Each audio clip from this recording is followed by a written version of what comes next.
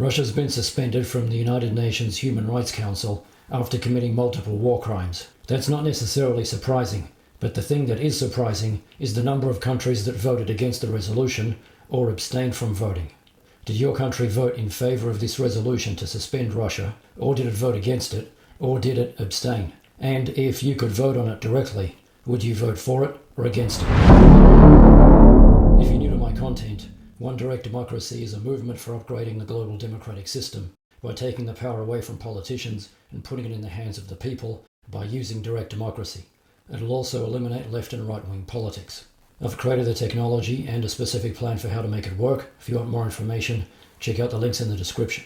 For each episode, I'll pick an important issue, outline the problem, talk about the solutions, and you can decide how you would vote. In this video, we'll be talking about suspending Russia from the United Nations Human Rights Council. Okay, if you're just looking for another talking head that isn't interested in actually doing anything, you're in the wrong place. If you want to be part of the solution, let's get into it. Those in favor of draft resolution A/ES-11/L4, please signify. In favor, 93, against, 24, abstentions, 58. Draft resolution A/ES-11/L4 is adopted. Today, this Assembly has decided that for now the Russian Federation is suspended from the Human Rights Council. Membership in that council is and shall remain open to all member states of the United Nations. But those members commit to uphold the highest standards in the promotion and protection of human rights. Russia has violated those criteria through its activities in Ukraine. We are in a unique situation now when on the territory of another sovereign state, a member of the Human Rights Council commits horrific human rights violations and abuses that could be equated to war crimes and crimes against humanity.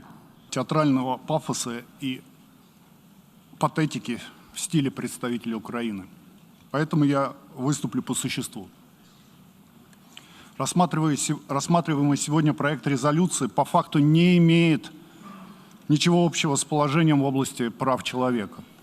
摆在我们面前的这份决议草案，将剥夺一国在人权理事会的合法会员资格。对如此重大的事项，必须极为慎重，基于事实和真理，冷静、客观、理性的处理。 So what was the final vote, and what is the criteria for suspending Russia from the United Nations Human Rights Council? According to this article from The Guardian, at a meeting of the UN General Assembly on Thursday, 93 members voted in favour of the diplomatic rebuke, while 24 were against and 58 abstained. This met the required threshold of a two-thirds majority of the Assembly members that vote yes or no, with abstentions not counting in the calculation. This is what the Ukrainian ambassador to the United Nations said after the vote. War criminals have no place in UN bodies aimed at protecting human rights. Ukraine's Foreign Minister, Dmytro Kuleba, tweeted in response, grateful to all member states which chose the right side of history. Okay, how did this process of suspending Russia from the UN Human Rights Council get started? The US ambassador, Linda Thomas-Greenfield, had launched an effort to suspend Russia from the 47-member Human Rights Council, with the world still recoiling from images of mass graves and corpses strewn in the streets of Bucha following Russian soldiers' retreat. Ukraine's UN ambassador, introducing the resolution before the 193 members of the General Assembly, said Russia has committed horrific human rights violations and abuses that would be equated to war crimes and crimes against humanity. Okay, I'm sure you're wondering what Russia has to say about all of this. Russia's Deputy Ambassador, Gennady Kozman, urged members to vote against the resolution. What we're seeing today is an attempt by the United States to maintain its dominant position in total control. We reject the untruthful allegations against us, based on staged events and widely circulated fakes. So the Ukrainian ambassador is literally seeing people in his own country being killed, while the Russian spokesperson is saying that it's all fake. Kitslytsia responded to Russia's complaints about the proceeding, saying, "We have heard many times the same perverted logic of the aggressor trying to present itself as a victim. Okay, let's talk about who voted against this resolution. Among countries voting against the resolution were China, an ally of Moscow, that has declined to criticize the invasion, Iran, the former Soviet Republic of Kazakhstan, and Communist Cuba, as well as Belarus, Syria, and Russia itself. Members also have the option to abstain. The 58 nations that abstained included Brazil, India, Mexico, Senegal, and South Africa, with many urging diplomacy instead. T.S. Tiramurti, India's ambassador, said, "When innocent human lives are at stake, diplomacy must prevail as the only viable option." That statement from India's ambassador is absurd. There's nothing here that takes diplomacy off the table. If Russia's committing war crimes, then it should be removed from a body whose purpose is to prevent war crimes.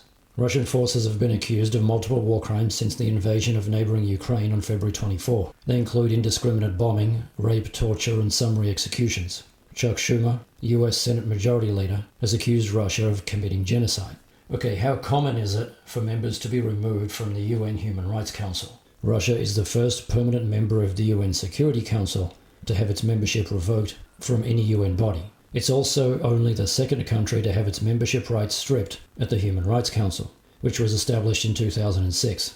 The Assembly suspended Libya in 2011 when upheaval in the North African country toppled its longtime leader Muammar Gaddafi. Under the UN's rules, what are the circumstances under which a member country can be suspended from the UN Human Rights Council? The March 26 resolution that established the Rights Council says the Assembly may suspend membership rights of a country that commits gross and systemic violations of human rights. Thursday's resolution expressed grave concern at the ongoing human rights and humanitarian crisis in Ukraine, particularly the reports of violations and abuses of human rights and violations of international humanitarian law by the Russian Federation, including gross and systemic violations and abuses of human rights. Okay, this is my personal opinion on this issue. I think it's pretty obvious that Russia meets the criteria for being suspended from the UN Human Rights Council, so there's not much more that needs to be said about that. The thing that bothers me is the countries that decided to abstain or vote against it. India has been very public about trying to figure out how it can take advantage of the situation in order to get access to cheap Russian oil. India will argue that it's acting in its own best interests, but we all know that buying Russian oil will fund the war with Ukraine. So the interesting question is, if you agree with what I just said, should India be penalised or sanctioned for indirectly assisting Russia if it chooses to buy Russian oil? I should also clarify that I have no idea whether the Indian people support this decision, so my comments here are targeted at the Indian government and not the Indian people. I've created a listing on the One Direct Democracy platform so that we can develop ideas about what should the criteria be for suspending nations from the UNHCR. You can add your own ideas or vote and comment on ideas from other people. You can also create your own listings for people to vote on. It's a simple way to get used to using the One Direct Democracy system. The link's in the description. So that's a summary of the key issues. Did your country vote in favour of this resolution or against it, or did it abstain? And if you could vote on this resolution directly, would you vote for it or against it? Tell me in the comments. The reality is that we've reached a point in time in our evolution where representative democracy no longer serves the will of the people. That's why I created One Direct Democracy. It's a movement for upgrading the global democratic system by taking power away from politicians and putting it in the hands of the people with direct democracy.